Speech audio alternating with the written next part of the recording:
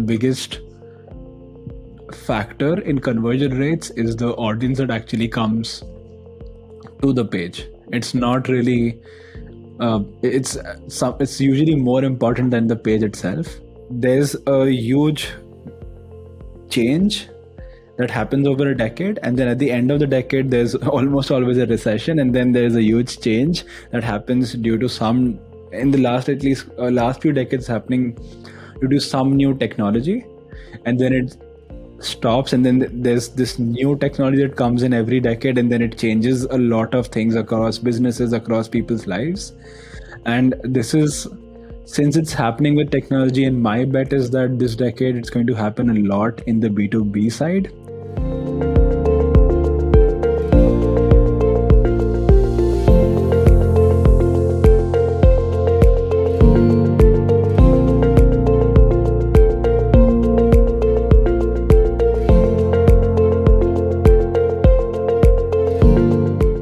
So how I started was, I think no one starts, like very few people just start, or at least I did not have the intention to start a business, right? So I was actually against it because I think rightly so, thought it's something that I wanted freedom in my life, and starting a business is a lot of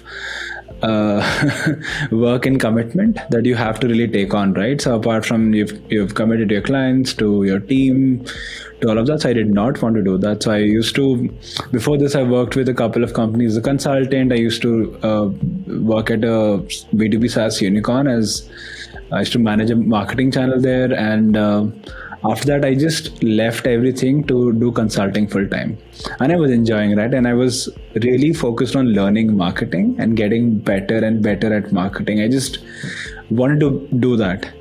So post that, there's this one person who I feel is like a mentor figure to me. I was speaking with him, and I felt like I was stuck, right? I couldn't learn how to get better at marketing.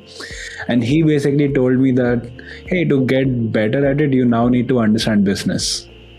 And as a marketer, the easiest business you can start was a marketing agency. And so this is basically my very selfish reason to start. I just want to get better at marketing, and to do that I need to learn business. So I started a business.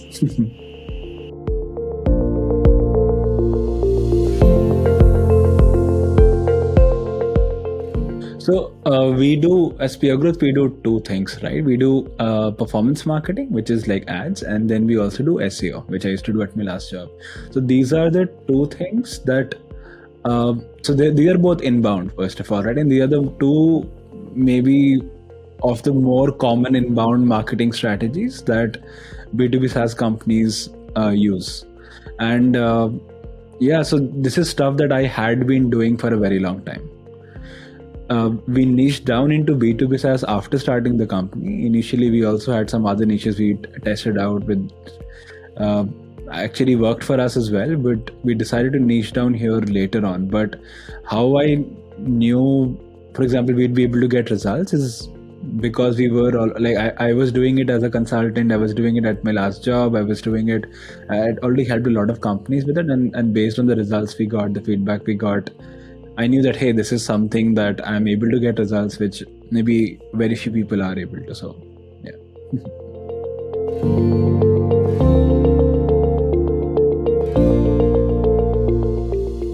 Yeah, so there's two things, right? So one, I think the primary thing, which does not sound very glamorous, is that we understand B2B SaaS really well. So we understand the business model, and I've made sure everyone in my team understands it really well.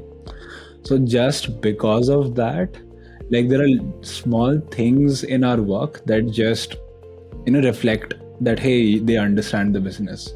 That's one. But then we've also built a lot of other moats around each of our offerings. For example, for our performance marketing, we have very different moats, and for SEO, we have different moats. SEO, we don't have any retainers. We don't talk about traffic and conversions. We'll just be working on actually getting SQLs, and that's how we target it. We literally have, we work in 3-month sprints compared to others who try to tie you in for a 12-month period. And yeah, even the way, so the because of these two things, right, changing the goal, changing the business model, and SEO, all of our processes had to be changed and rebuilt from scratch. For performance marketing, again, we just have very different modes. For example, in performance marketing, it's we do a lot more than just manage ads, write some copy, design something, and run it, right? So, like, we understand how to set up CRMs, reports, revenue attribution. You want to do ABM, we build all the lists, and there's a lot of things that you need to do around performance marketing to make it work. We take care of all of that. So these were like individual modes that we build around each service. And then recently, like this year, we're also working on building this very strong partner network.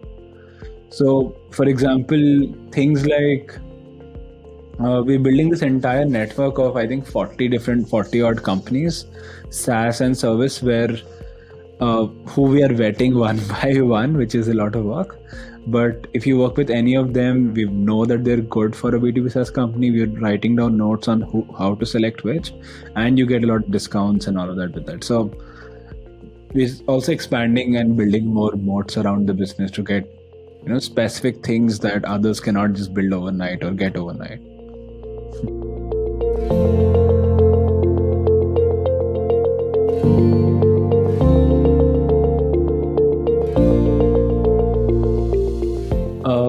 There's a couple of things, right? First, like conversion rates based on, we've obviously, like as part of our offering, one of the things that we do is build landing pages for performance marketing. Now, in that, based on data, we've seen it again and again. The biggest factor in conversion rates is the audience that actually comes to the page. It's not really it's usually more important than the page itself. That's one. Second is, so yeah, there's like a lot of factors apart from, I cannot say that hey, we are better at copy, but then there are these things, right? That's one. Second is your positioning itself, right? And this is something that the CEO owns, not us. But for example, if you know exactly how you differentiate yourself, and you really understand the journey till the landing page, you by default will just target better things. For example, let's say you're creating a competitor ad, right? So for a competitor landing page, if you really understand that how your business is actually better than the other business, or for which kind of businesses is your product better, and you are able to incorporate those specific things in it, right? It just so basically, if you do your research from a business perspective, more from a holistic view, that also helps quite a bit.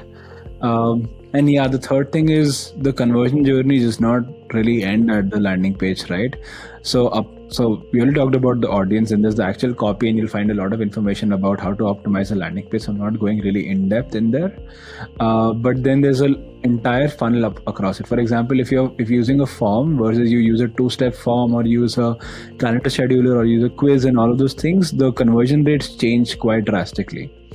And after that, how are you handling the leads that are generated through that, right? For example, have you set up the right conversion funnel? Is the sales handoff being done in the right way? And these are places where people actually get stuck. Like everyone likes running those A/B tests where, hey, let's write this copy versus this copy, but all of these basics is just stuff that people miss completely.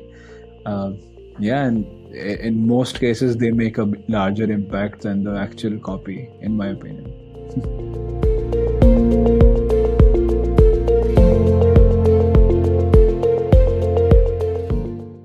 I think when we started the business, right, it was very centered around like my personal objective at getting better at marketing. As the business has grown, now we have a larger team. There are a lot of other ambitious people apart from me as well.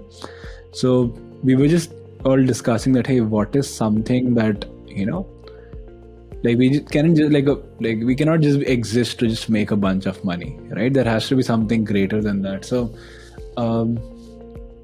we were just noticing these patterns that if you look at like just history in decades, right? So, for example, there's a huge change that happens over a decade, and then at the end of the decade there's almost always a recession, and then there's a huge change that happens due to some, in the last at least last few decades, happening due to some new technology, and then it stops, and then there's this new technology that comes in every decade, and then it changes a lot of things across businesses, across people's lives.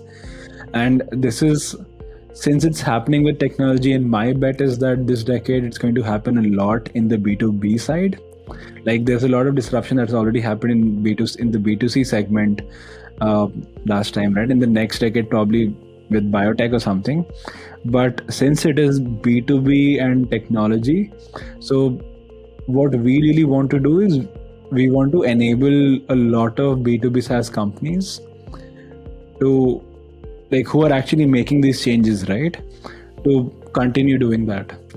And that, so yeah, we are an agency, we cannot work with a lot of companies, so we are also creating a lot of, so that hence we have this huge partner network, and we are helping others people, and we're sharing all of our, anything that we do, how we do, just like literally recording and sharing it with everyone.